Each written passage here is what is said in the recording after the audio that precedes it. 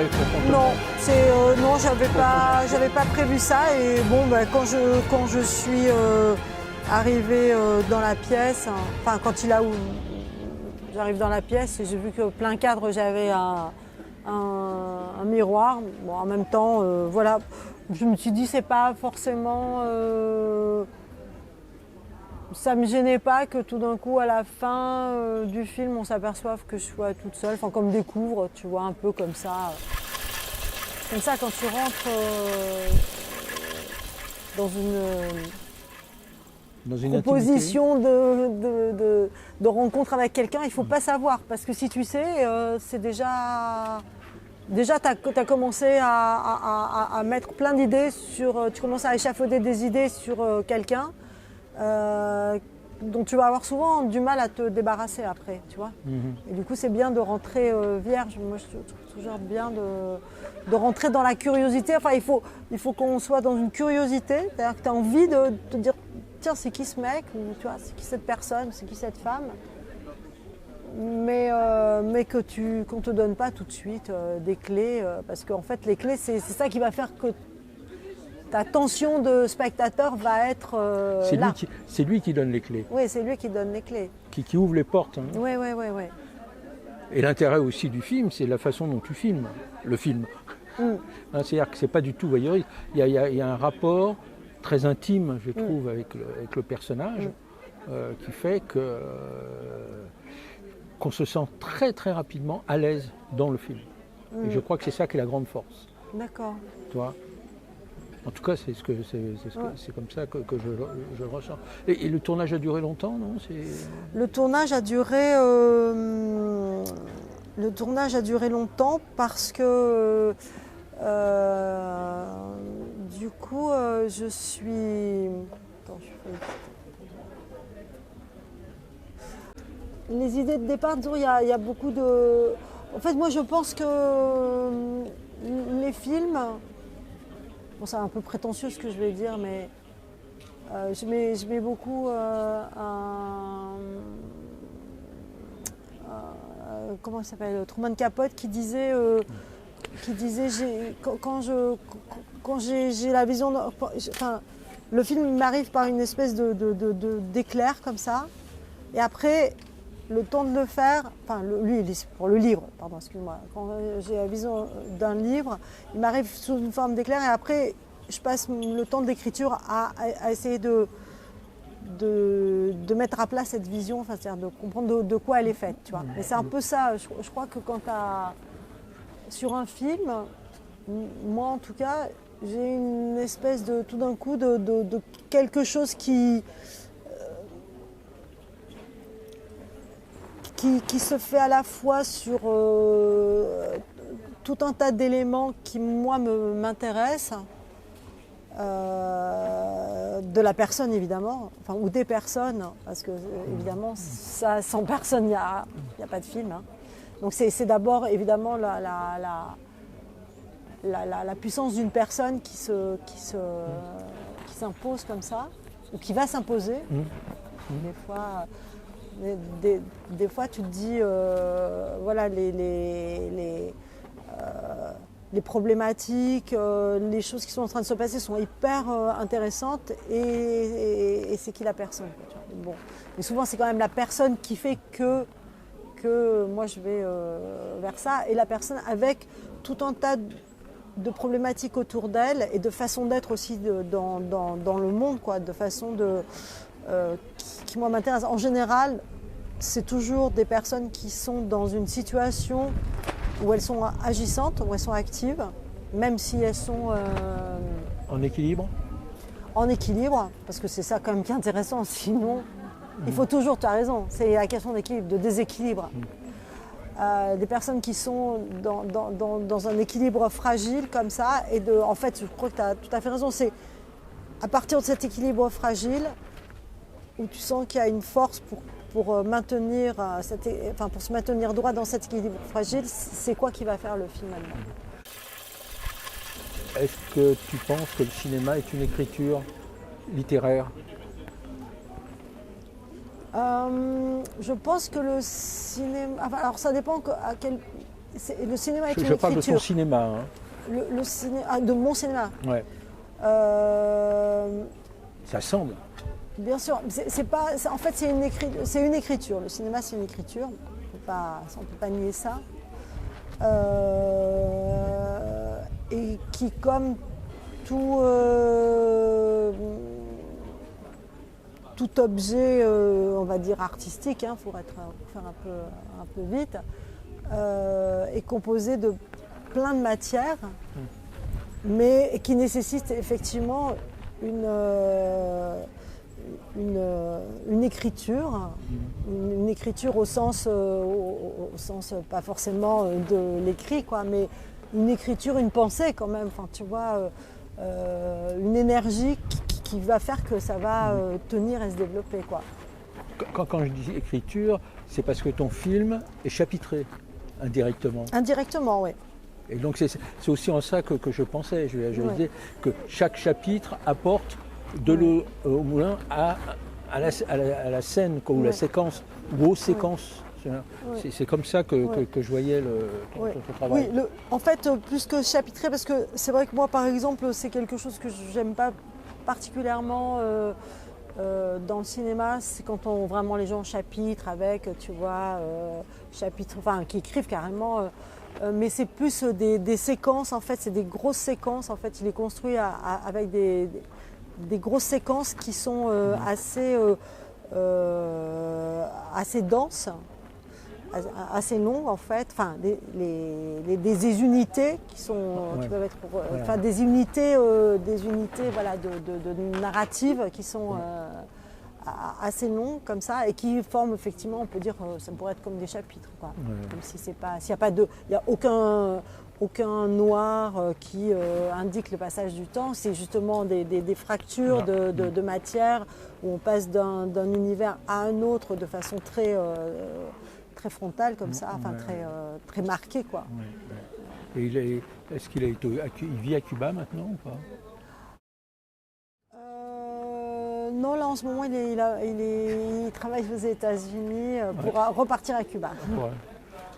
Mais j'espère qu'il va bientôt aller à Cuba, là.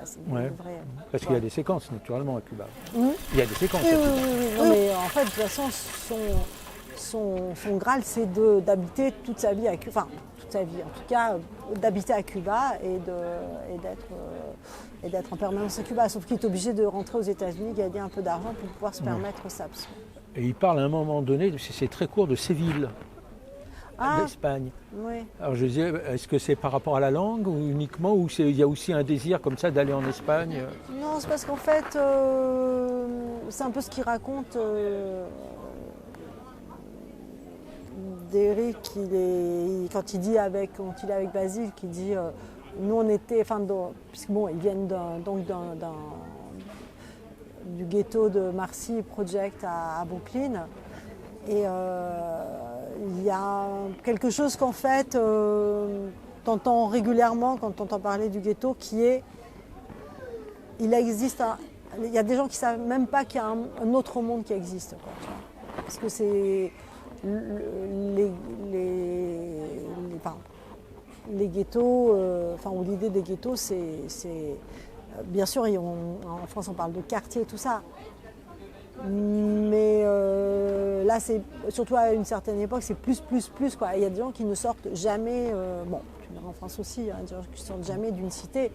Mais, et ça, c'est l'idée d'un autre monde qui existe à l'extérieur. Eux, en fait, ce qui les différenciait, c'est qu'eux, ils ont eu tout de suite, ils avaient ce sentiment qu'il y avait un autre monde qui existait. Qui est arrivé par plusieurs biais. Et le fait que cet autre monde existait, ils ont eu envie d'y aller s'y aventurer, tu vois, Basile et lui. Et Derek, lui, il y a même d'autres pays qui existent, et donc il est allé à l'étranger, et notamment il avait son cousin qui était basketteur, qui était un grand basketteur, et il a suivi son cousin, il est allé voir son cousin qui était basketteur pendant un moment en Espagne, donc c'est pour ça qu'il a été en Espagne. Et c'est vrai que je pense qu'il n'y a pas grand monde de sa cité qui soit allé en Europe, tu vois, qui est... Voilà. Mais, c'est pas un fantasme parce que moi j'appellerais pas ça un fantasme parce que bon, faut quand même aussi dire qu'un ghetto noir américain, c'est un quartier entier où tu vas pas croiser un seul blanc quand même. Hein. Enfin, tu vois, c'est-à-dire qu'à ce niveau-là de ghettoisation, bien sûr, mais tu croisais pas. Par exemple, bon, mais là c'est pas dans le film, tu vois, mais quand on revient à Marcy, le quartier a été complètement gentrifié. Et donc, il dit, voilà, tout le quartier, c'était un quartier entièrement noir. Et les blancs, tu trouvais des blancs après, voilà. Après ces pâtés de maison, tu commençais à trouver des blancs. Mais là, tu trouvais aucun blanc. Enfin, tu vois. Donc, et puis il y a aussi ceux qui essayent de quitter en quittant les États-Unis, Leaving America, c'est quand même l'énorme violence. Donc, quand même vraiment, quand il arrive en Europe, et ça c'est un peu l'histoire de beaucoup aussi de Noirs américains qui ont fini après, par exemple, de soldats noirs américains qui ont fini par s'installer en Europe, c'est parce que tout d'un coup il y a quand même un niveau de violence qui est et de tension raciale qui n'est pas la même, quoi. Donc ça, c'est pas fantasmé, quoi. Ouais. Alors évidemment, moi je dis pas qu'il n'y a pas de racisme en France et que tout est parfait, mais quand même, et ce qui d'ailleurs va chercher à Cuba, c'est la tranquillité, parce que Cuba, on peut dire ce qu'on veut, c'est quand même un des pays les plus où il y a le moins de violence dans la rue. Moi, en tant que femme seule, je peux me balader à n'importe quelle heure du jour et de la nuit sans avoir peur. Enfin, tu vois, il n'y a pas d'agressivité, il n'y a pas cette tension que tu as perpétuelle aux États-Unis. Parce qu'en plus, avec la folie quand même, parce que la psychiatrie, par exemple, aux États-Unis, elle est très mal prise en charge. Donc tu vas à New York, tu as plein de gens totalement fous qui sont malheureusement laissés livrer à eux-mêmes, sans parler des problèmes d'addiction et tout ça, qui fait que tu es tout le temps en train de flipper, de savoir qui c'est qui est à côté de toi. Enfin, moi, quand j'y habitais, je faisais tout le temps attention à où je marchais, qui c'est qui était derrière moi, parce que tu as plein de gens vraiment barjots, et c'est ce que dit Derek, tu vois, dans la rue. T'es là, tout d'un coup, il y a un mec qui fait une fixette sur toi qui va commencer à venir te rentrer dedans pour rien, quoi. Donc ça, c'est pas du fantasme. Il y a une séquence que j'aime beaucoup, qui est ce moment, qui est donc presque à la fin du film, presque, où tu lui remets un livre, qui est son livre. Il a été écrivain, il a écrit des poèmes, ça a été édité. Non, alors tous les poèmes qu'on entend dans le film sont ses poèmes. Hein. Même le premier. Le premier. L'ouverture, c'est son poème. L'ouverture, c'est son poème. Ensuite, quand il est dans le club, là, c'est son poème. Enfin, tous les poèmes qu'il dit, ce sont ses poèmes. Et non, malheureusement, oui, il a été édité parce que c'est lui qui a fait une édition à compte d'auteur. Mais malheureusement, il n'a jamais été édité en dehors de lui-même, quoi. Et donc le bouquin, il y en avait 2 exemplaires, tu en as encore un exemplaire, je suppose, et tu en as donné un. En fait, parce qu'il n'en avait plus. En fait, il avait fait cette édition à compte d'auteur. Et donc il avait fait imprimer plusieurs exemplaires qu'il avait un peu vendus comme ça, qu'il vendait à droite et à gauche. Et quand il est venu me voir un moment à Paris, il m'avait donné 3 exemplaires et que j'ai gardé bien soigneusement. Et sauf que lui, comme il n'avait jamais changé de domicile tout le temps, il avait ce fameux garde-meuble dans lequel, à un moment, il n'a pas payé son garde-meuble et les mecs ont tout vendu aux enchères, le contenu du garde-meuble. Probablement, il avait des éditions, plusieurs copies du livre à l'intérieur du garde-meuble qu'il a perdu. Et donc, il lui en restait un qui était tout abîmé. Il n'avait plus une copie décente de son livre. Et du coup, moi, quand je suis revenue après le voir, j'ai ramené une copie. Et je m'en suis servie dans la mise en scène du film, dans le sens où c'est le premier moment en fait, où on revient dans cet endroit en fait, qui était là où il avait fait de la prison. Et plutôt que de me mettre à parler de la prison avec lui, je lui donne le livre et ça suscite en fait une parole qui est totalement vraiment beaucoup plus riche, tu vois, et beaucoup plus émouvante parce que tout d'un coup c'est à travers ses poèmes. D'ailleurs il nous lit un très beau poème que j'aime beaucoup. Et puis il est très surpris et très content d'avoir une belle copie de son livre. Et voilà, enfin, il y a toute l'émotion qui vient avec le fait que je lui donne ce livre. Non mais attends, ce qu'il dit quand même, on est devant la prison, et il dit juste, sur la prison, il dit juste, il donne des indications à la dame Hubert en disant vous pouvez juste conduire devant doucement. Ouais. Et il dit ma cellule c'était la 3e à gauche, je sais plus quoi, enfin bon bref. Et après de quoi il parle? Il parle de notre amitié. Qui est quand même une chose totalement inattendue, quoi. Devant la prison, le truc qu'il raconte, c'est comment on s'est rencontrés et comment on est devenus amis. Chose totalement inattendue et en même temps super belle, quoi. Enfin, je sais, moi j'étais assez émue, tu vois, qui parle de ça et qui raconte comment on est devenus amis. Et du coup, pourquoi on est là en train de filmer devant la prison aujourd'hui. Ouais. Mais c'est très étrange, enfin, c'est une chose... c'est les vicissitudes de la pensée humaine qui font que voilà. Donc voilà, on est devant cette prison dans laquelle il a passé 2 ans et tout ce qu'il dit c'est comment on s'est connus, comment on est devenus amis tous les deux. On te sent ému là.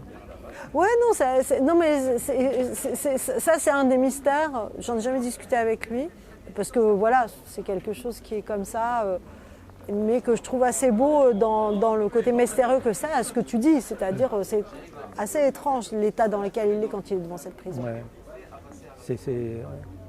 Alors je sais pas s'il veut mettre à distance les souvenirs de prison, parce qu'il a des souvenirs quand même très...